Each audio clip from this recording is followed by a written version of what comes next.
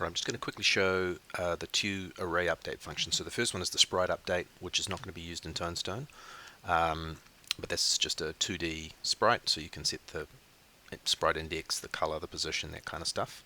And if we look at the sample code for the sprite index, what it's doing is declaring the same style of JavaScript buffer, which is the special array buffer, and then a view, what they call a data view, which is a view into the buffer.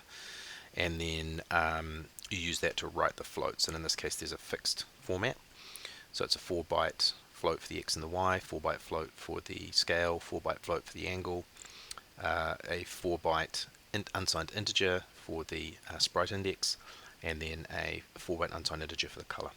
And then it basically just makes one callback to the engine to say, boom, let's update all of the sprites in this scene. So pretty straightforward. And then for the model, what we're going to do is go through and create a bunch of spheres with a globe texture on them. Then each frame we're going to update or write to a position data view and a scale data view. We're going to write the x, y, and the z, and the scale the same to each, so that the x, y, and z scale will be identical for each model. And then it's just one call to update all the positions and one call to update all the scales. I think I've got 150 particles, but it's totally definable how many you might want. And I've got the velocity set a bit different. Sorry, let's go to that example. So that's a high velocity example.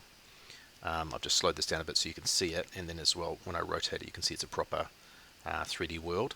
And currently when I think their y drops to -2, I'm just recycling the particle and re-emitting it from the start of the center of the world. And obviously all those spheres are being z tested in the z buffer, so they do correctly render through each other. So yeah, I'm looking at the sort of the profiling on this. It's probably good 10 times faster doing a single batch update. Most of the overhead was in the actual JavaScript call. So cool.